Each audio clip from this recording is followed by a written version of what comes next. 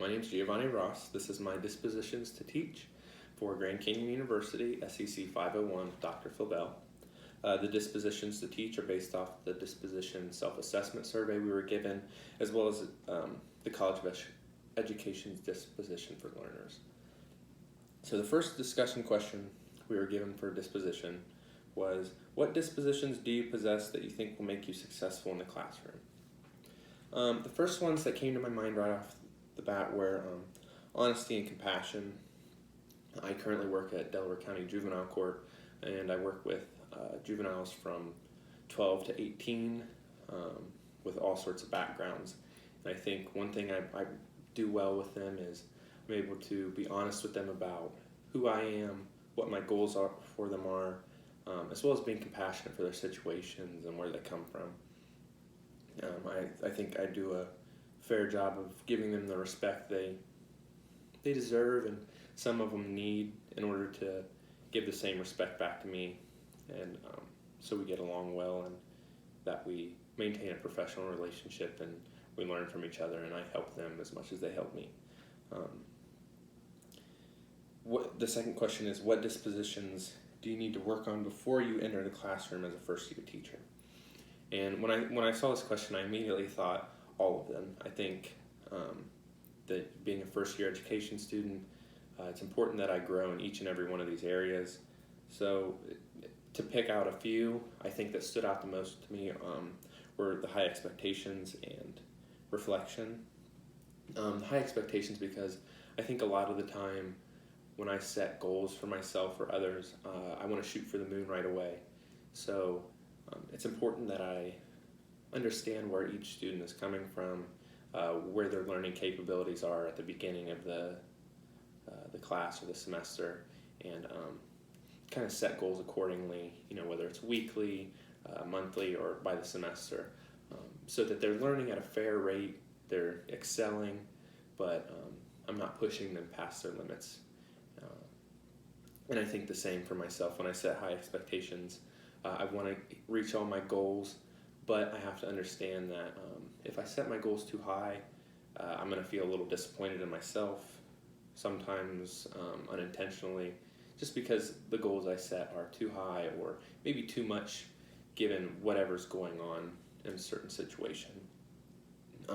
As well as reflection, I think that we all sometimes have a hard time being honest with ourselves and reflecting in a way that ensures our growth.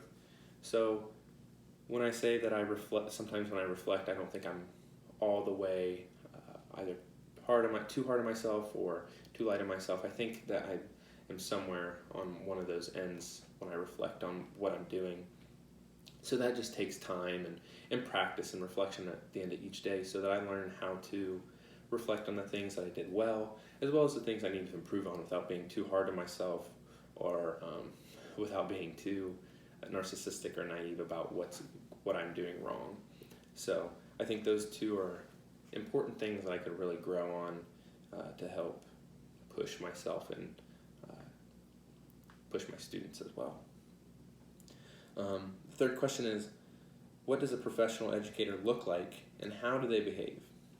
So I think that a professional educator looks like someone that cares about their students. They're professional with parents, faculty, and the students. They have the same manners. They have a general respect for everyone and how they learn. They inquire. Curiosity. They help push their students to grow, even if it's at different rates. Just helping their students grow in a way that is positive for both the teacher and the student's relationship.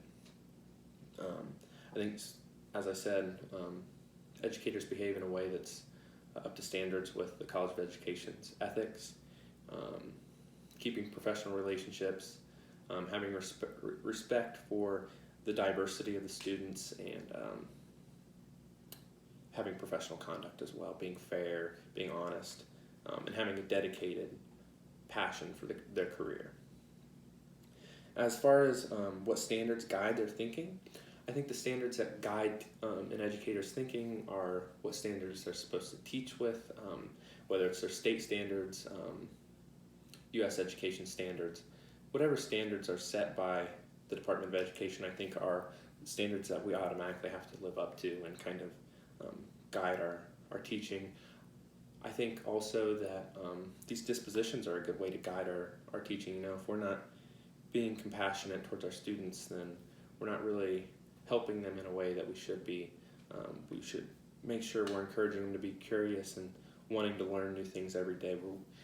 We have the ability to, I've read this a couple times in our discussion questions, we have the ability to teach how we teach. We don't have to, we don't get to necessarily choose what we teach, but we can choose how we teach. So I think that's a really important thing to set as a standard for yourself as a teacher.